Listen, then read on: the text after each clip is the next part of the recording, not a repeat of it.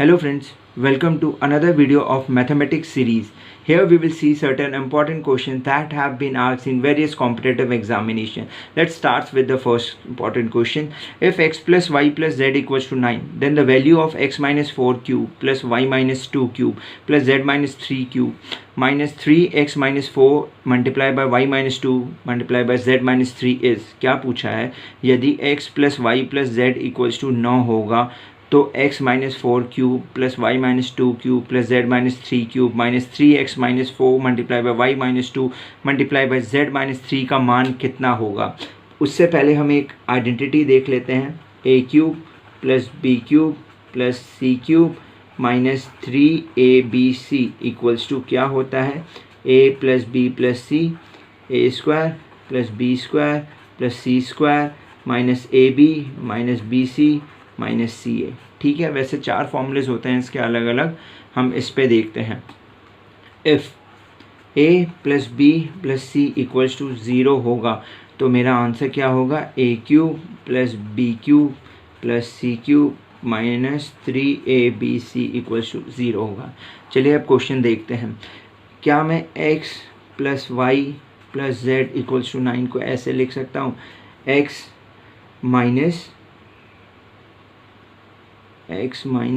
4 plus Y minus 2 plus Z minus 3 equals to 0. क्यों? 4 plus 2 6 plus 3 9 minus 9 होगा, उधर जाके 9 हो गया. ठीक है, हो गया. तो क्या मैं ये a प्लस बी प्लस सी 0 आ रहा है, यहाँ भी a, अगर मैं इसको a मानता हूँ, इसको b मानता हूँ, इसको c मानता हूँ, दैट इज़ इक्वल्स टू 0. अगर ये इसके 0 के बराबर है तो मेरा आंसर कितना आना चाहिए? 0 आना चाहिए. Therefore c is the correct option. ठीक है, क्वेश्चन दिखने में बड़ा था लेकिन it was very simple. Next question says that 3 medians AD, BE and CF of triangle ABC, right, intersect at G. Area of triangle ABC is 35 square centimeter. Then the area of triangle CG is, क्या बोला है? Triangle ABC के 3 माध्यक AD, BE और CF एक दूसरे को G पर काटते हैं. यदि ट्रायंगल ABC का क्षेत्रफल 36 सेंटीमीटर स्क्वायर हो तो ट्रायंगल CGE का क्षेत्रफल कितना होगा? चलिए पहले हम ट्रायंगल बना लेते हैं. ठीक है, ये है ट्रायंगल ABC. ठीक है, ये दिया हुआ है मीडियन AD, ये दिया हुआ है आपका BE, ये है आपका CF. कहाँ काट रहे हैं? ये G पे काट रहे हैं. आपको पता होगा अगर मीडियन की प्रॉपर्टी पड़ी है तो इक्वल एरिया में डिवाइड होता है. 1 2 3 4 5 6 इन तीनों का एरिया इक्वल होता है, चाहे वो 1 हो चाहे वो 2 हो. तो therefore area of triangle ABC कितना दिया हुआ है? 36 दिया है. और एरिया ऑफ ट्रायंगल CGE अगर इक्वल हुआ तो यानी 1/6 of area of triangle ABC होगा. Therefore 1/6 into 36 is 6 centimetre square. Therefore B is the correct option. Let's move to the next question. Next question says that a chord of a circle is equal to its radius.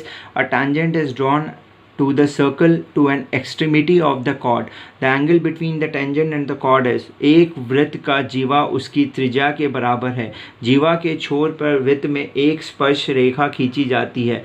स्पर्श रेखा और जीवा के बीच कोण कितने अंश का होगा? पहले हम इसका डायग्राम समझ लेते हैं. इस क्वेश्चन में क्या बोला हुआ है? Suppose this is the circle. उसमें क्या बोला हुआ है? उसमें जो कॉर्ड है वो रेडियस के बराबर है. अगर ये कॉर्ड है, ये रेडियस के बराबर, यानी ये तीनों की लेंथ बराबर हो गई. ये जो ट्रायंगल जो टेंजेंट टच करके जा रहा है, हम इसको नेमिंग कर देते हैं O, ये P मान लो, ये Q मान लो, ये R है. ठीक है, इसमें क्या बताना है? हमें इस वाली एंगल का लेंथ बताना है. ठीक है, एंगल का लेट्स स्टार्ट. अगर ये तीनों रेडियस हो गए, अगर तीनों का लेंथ बराबर है तो ये इक्विलेटरल ट्रायंगल हो गए.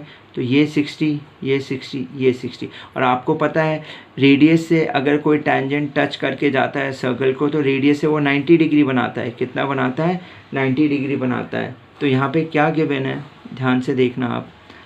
Angle O PQ is equals to 60 degree and angle OPR is equals to 90 degree, क्योंकि यह प्रॉपर्टी है. Therefore angle QPR is equals to angle OPR minus angle OPQ.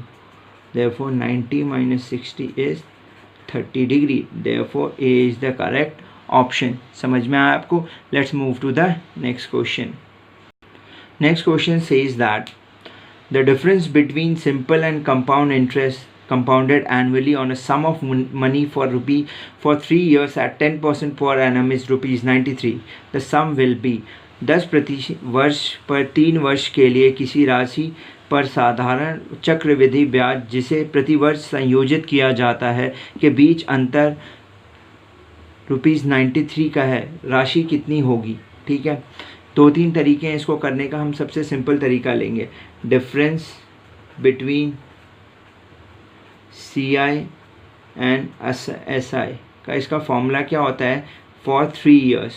ठीक है, फॉर 3 ईयर्स PR अपॉन 100 का whole square 3 + R upon 100. ये formula आप लिख लीजिए कहीं एग्जाम में, इट विल सेव यू.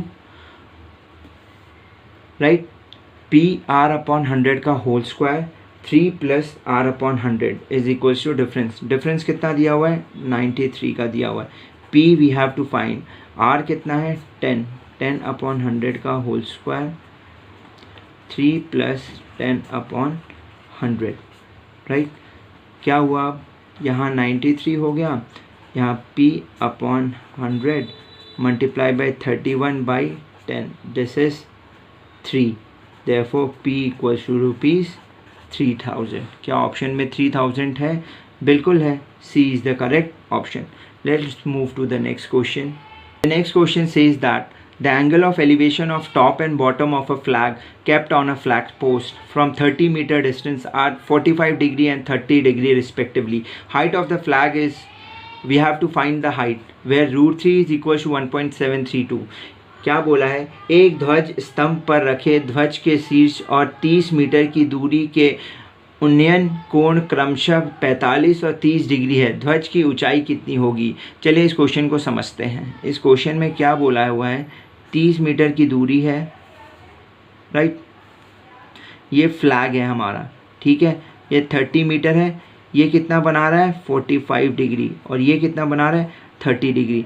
अगर मैं इस डिस्टेंस को h मान लेता हूँ, इस डिस्टेंस को h मान लेता हूँ and the entire distance will be x.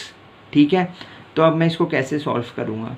पहले हम इसको नेमिंग कर लेते हैं. इसको मैंने P दे दिया, इसको मैंने R दे दिया, इसको Q दे दिया, इसको S दे दिया.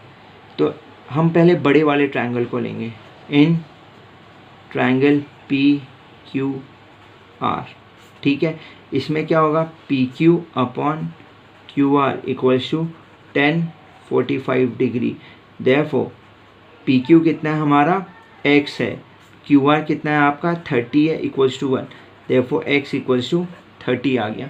ठीक है, अब हम छोटे वाले ट्रायंगल को लेंगे. इन ट्रायंगल SQR, इसमें SQ upon RQ equals to 1030 है. ठीक है, तो ये किसके? XQ क्या होगा? ये बड़े वाले से छोटा माइनस कर देंगे. X minus H upon 30 equals to 1/√3. Therefore √3x minus √3h equals to 30. x की वैल्यू मैंने कितनी निकाली थी? 30. Therefore 30 √3 minus 30 equals to √3h. Because h की वैल्यू हमें फाइंड करनी है. Therefore I can take 30 common. √3 minus 1 upon √3 equals to h. ठीक है, अब एक बात बताओ आप, अगर मैं दोनों साइड मल्टीप्लाई कर देता हूँ √3/√3 को, तो what did I get? 30 upon 3 1.732. ये हम बाद में कर लेंगे. ये √3 अंदर जाके 3 माइनस √3 हो गया. ठीक है, 3 10 जा. Therefore 10 3 minus 1.732. अगर हम इसको माइनस भी करते हैं तो 1.732 10 multiply by 1.268, therefore 12.68 is the correct option.